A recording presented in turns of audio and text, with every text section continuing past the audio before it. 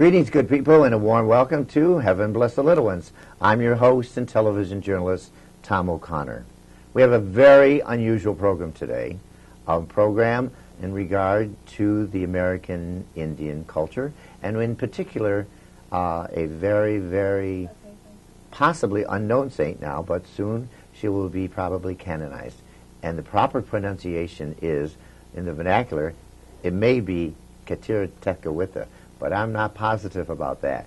Anyway, our two guests are Father Kevin Kenny, Franciscan, and also Sarah, and your last name is? Hassenplug. And that's German. German. But we're talking about the Indian shrine up in Fonda, New York. Welcome to the program, Father. Nice to be here. And also Sarah. Nice to meet you. And let's see. First, we like a little identification of our guests and who they are and where they're from. But you're a Franciscan priest, and the province is? I'm from the Immaculate Conception province of the Conventual Franciscans, or popularly known as the Grey Friars, historically. And you're located in? And how long you been in Fonda? I've been in Fonda for going on 10 years now, long time. And you're the director of the shrine there? Yes. And Sarah, you're an authentic, bona fide, credentialed Mohawk Indian. Yes. Tell us about what would be the name that you would have in the Mohawk language? My real name is Kanayea, which translates Little Peacock. And you were born in that area? Up at Akwesasne in northern New York. And you reside now? In Liverpool, New York. So this program is basically about Kateri1, Blessed Kateri, right? Which is on her way to be in canonization. So who can give us a little background history of why this program is taking place in regard to this particular person? Raise your hand. Who's going to speak first? I'll volunteer. Go right ahead. Well, we're very anxious to spread devotion to Blessed Kateri, and her name is pronounced Kateri or Kateri in New York State by various groups of people, but the correct pronunciation in Mohawk, Kadali Tagakwita. Gadali Dagagwita in Mohawk. Very beautiful in Mohawk. But no matter how we mangle her for a name, we all love her and think she has a great deal to offer in terms of being a model for people to imitate today, especially for young people. And I really feel, because of her great love of the cross, her great love of penance, and her great love of purity, she's certainly a model that is needed in today's society, where we seem to be very pleasure-seeking and going away from all the values that she held dear in her life. So the audience may be wondering the era of which she lived and the time, and in specific, what makes her so unusual that the actually canonically appointed by the church to make her blessed? Is it an interior sanctification, sort of like St. Teresa of Lisieux? Did she suffer a great deal? Was she martyred? Sort of like, give us a biographical or geographical sketch of what happened to her, and then we can talk about the shrine. Okay, I can begin with a little outline of her life, and Sarah, you can fill in what I leave out, right? Okay. You know a lot more about Kateri than I do. You've been involved in the shrine for how many years? 32 years, actually. 32 years. I've only been there for 10, but 32.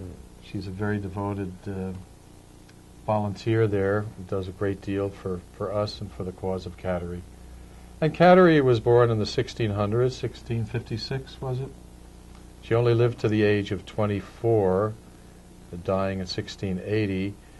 And during that time, things were very peaceful, except for Christians who converted to the Catholic faith. She really was persecuted a great deal because she was one of the few converts to the Catholic faith. How did that take place? Well, because the Jesuits set up a mission in the ancient longhouse village of Caughnawaga, or Ganawage in Mohawk. but in Fonda and elsewhere we pronounce it Cognawaga. And the Jesuits, through the arrangement of a peace treaty, were allowed to set up a mission there. But there was a great resistance among the Mohawks at that time to European interference, and the faith was identified as being European, and very few people converted. But Kateri was one of the first and most devout converts. Well, so the Jesuits, in a sense, were her instructors in Roman Catholicism. Are they the same ones that were at Orisville? Oh, yeah, that's where she was born, in Orisville. Oh, she was. That's right across the Mohawk River. Right. Oh, I see. And she moved to our location, where our shrine is, and was baptized there by the Jesuits who had a mission there, St. Peter's Mission.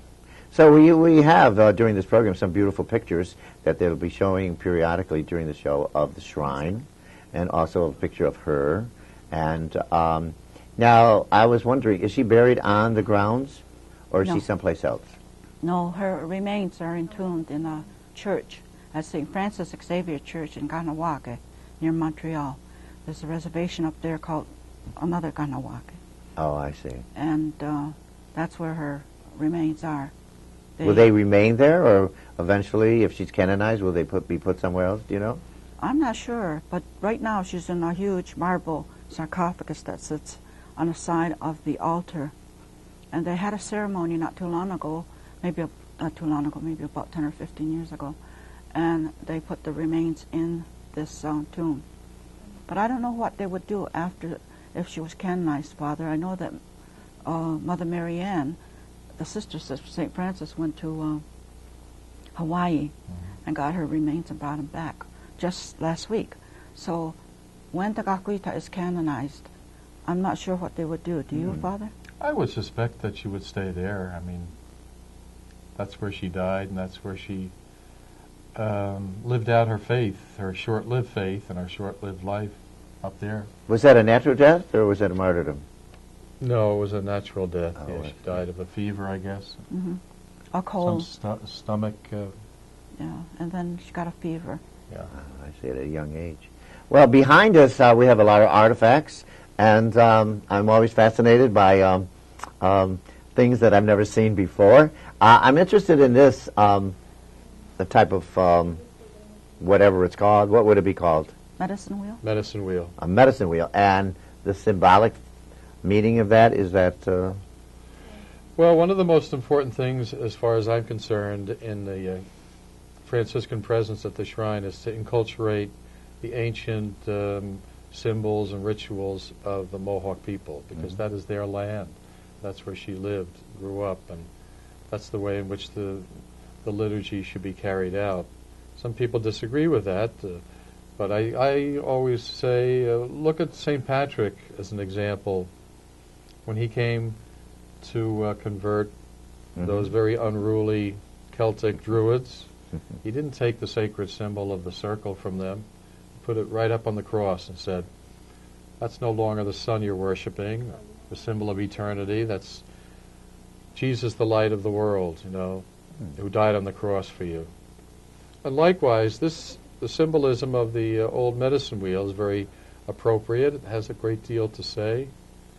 For instance, the 4 colors on there, black, white, red, and yellow, symbolize all of the races of the human race, the major colors of the human race, as it were. It was a very universal symbol.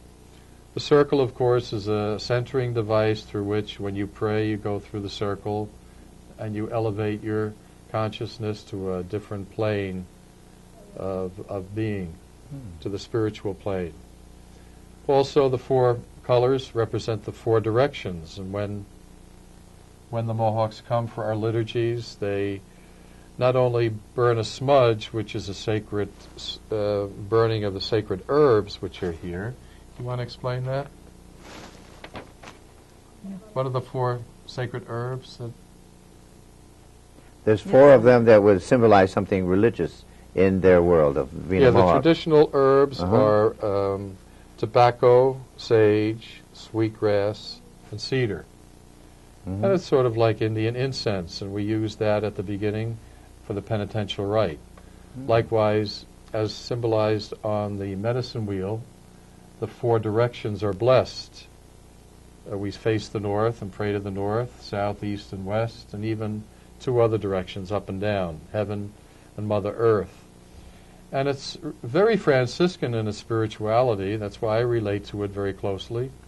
Because just as St. Francis of Assisi related to all of creation as being sacred, as mirroring the beauty and power of God, even animals responded to that consciousness of his. He acknowledged the presence of God everywhere, in all brother, sun, sister, moon, and all the things of creation. Likewise, the native spirituality is the same. They face the north to acknowledge the presence of God in the north, south, east, and west. They talk about the spirit of the north, but it's God they're speaking of in the north, south, east, and west, in heaven, Mother Earth. Very beautiful, comprehensive, and universal in its vision. Sarah, I was wondering, you've been involved with this shrine for quite some time, or it's also with the Blessed Saint. Is there an attraction here spiritually that you feel a oneness with this young maiden? Well, I've been involved with the shrine for 32 years, but ever since I can remember, Grandfather told us the stories of this very holy Indian girl that lived a long time ago. Was your father also of the Catholic faith? My grandfather, yes. Your grandfather? And my father and my mother and my grandmothers, they were all Catholics. And so you've maintained this allegiance, in a sense, to the saint for all these years. Yes. And it was quite a surprise to me when I came by the shrine and saw the big sign saying National Gakwita. Oh, you didn't know about it? No. I was going through there with my husband, who drove tractor-trailer at the time, and it took me by surprise because Grandfather always told us about the land that the Gakwita traveled from. Oh, that's interesting. But I didn't know where it was. When I saw that, I had to come back, and I stayed there 3 years and talked with Father, the then director, Father Ronald Schultz. Oh. And he proceeded to give me a book written by Father Thomas Grassman about the Mohawk Indians in the valley.